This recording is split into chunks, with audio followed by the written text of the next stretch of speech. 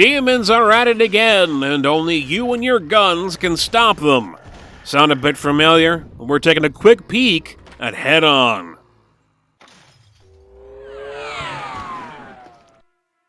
Hedon, or Hedon, I'm honestly not sure how it's pronounced, is a first-person shooter heavily inspired by early FPS games, to the point that it's actually built on an offshoot of the Doom engine. Developer Zon began the project as a total conversion mod for Doom, specifically using the GZ Doom source port. Just about everything has been replaced to very much make this its own thing. As Hedon is a sprite-based FPS, it's very distinct from the constant shoot-fest it was originally built upon.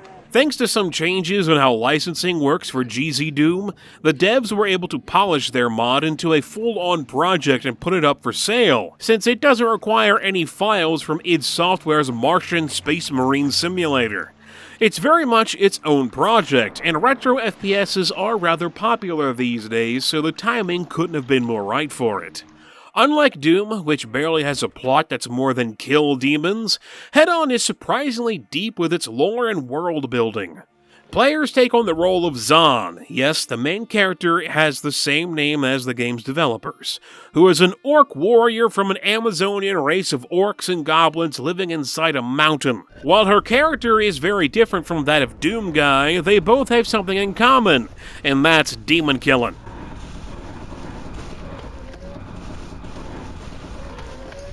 Zon and her people have been fighting the forces of darkness for a while now, and it seems like the bad guys may have finally gotten the upper hand, as she wakes up lost in a cave with little memory of what's happening. It isn't long before she discovers her home has been invaded with the bodies of orcs and their allies littering every nook and cranny.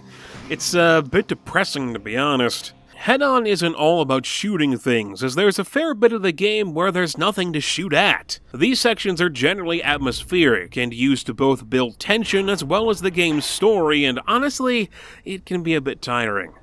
I always love navigating surreal environments and impossible spaces that play with your perception of reality, but the problem here is that there isn't a whole lot to inform players on what to do or where to go throughout the entire game. There is a good amount of key hunting like in many 90s FPS games, but there's also a good bit of quote-unquote puzzles.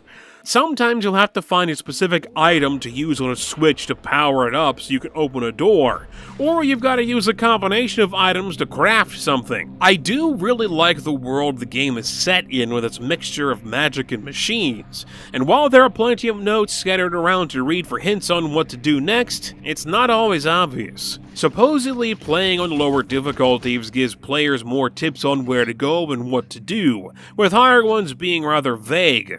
Having to figure out the steps to create a spell to unlock a magically sealed door is one thing, but having to stumble around in the dark while a character dumps exposition on you is something else. I honestly almost fully gave up on the game in this section, where I had to navigate a pitch-black cave, since I couldn't figure out where to go and didn't have any kind of flashlight to help.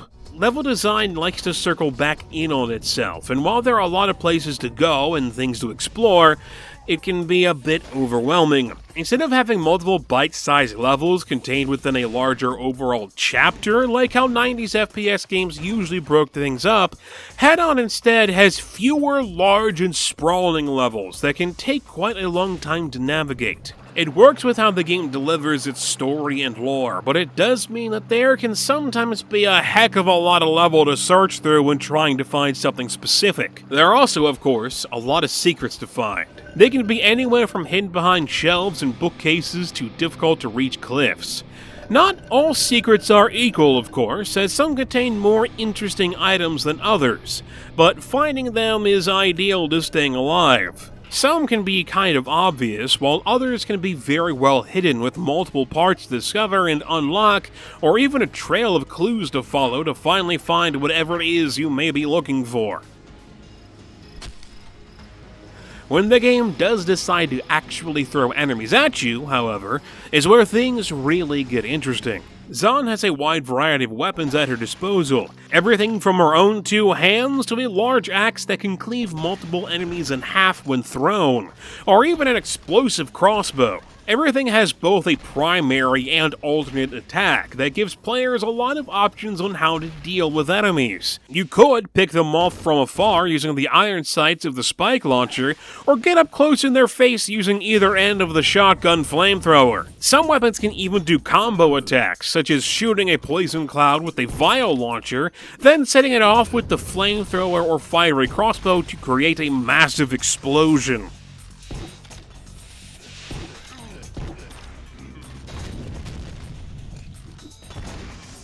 There's also somewhat of a stealth system if you walk up behind somebody who hasn't noticed you and punch them to death, but it's not all that great, and once enemies spot you, it stops becoming useful at all. So shooting is really your best bet. The demon's basic troops of different kinds of cultists are kind of pushovers by themselves, but you'll rarely find anyone alone. The game can honestly get quite hectic at times when you're thrown into an arena with a wide variety of things to shoot, and I found it to be a real good time.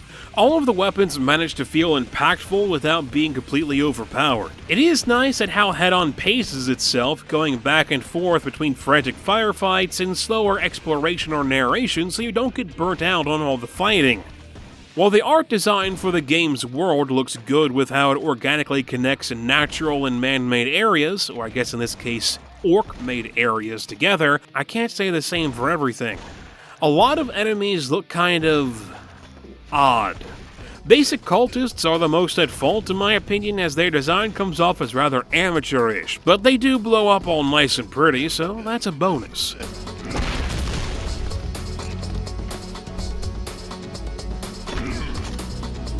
There's also a lot of consumable items to find, although I'm not entirely sure what all of them do. Things like basic health vials will heal you, and other things can give you more defense, but then you come across things like a dog collar, and I just have no idea what the purpose of it is. I've used it a couple of times, but it didn't really seem to do anything. The most interesting of these consumables, I'd have to say, is the time crystal, which will stop time for a few seconds to let you run around and kill things before they even know what's going on.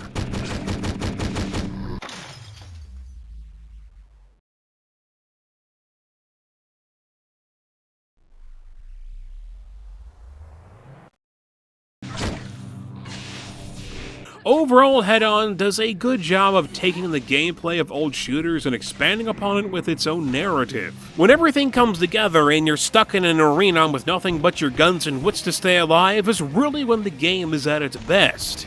When you're trapped in a dark room with extended narration being drilled into you is when it's really at its worst.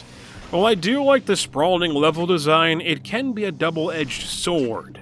You can make quick saves at any time, and there are a few locations where the game will autosave. But if neither have happened for a while and you end up dying, then there can often be a lot to redo. It feels kinda cheap to constantly be quick saving, but when par times for some of these levels is upwards of 40 minutes, it's probably a good idea. There's even some extra content for those looking for a real challenge by choosing the Berserk difficulty, since it changes how you have to play the game. Instead of guns, players will get access to a series of melee weapons to go through the game with. But keep in mind that this is one of the highest difficulties for a reason, and more likely than not, you will get your butt handed to you time and time again. If you're a fan of 90s inspired first-person shooters, then there's a lot to like about Hedon. It builds off the generic medieval fantasy setting to make a more unique world to explore, with a lot of lore to discover for people who like that sort of thing. It can be kind of annoying to sit through long, drawn-out exposition, but enemy encounters and how weapons play off each other are generally worth it. If you feel like you can get through all the narration and the story, then you should definitely check the game out. If you're more interested in constant and frenetic firefights, then Hedon may not be exactly what you're looking for. Thanks for watching. Please let me know what you think about the game or this video in the comment section. I've been Mega Pie Man, and I'll talk to you guys later.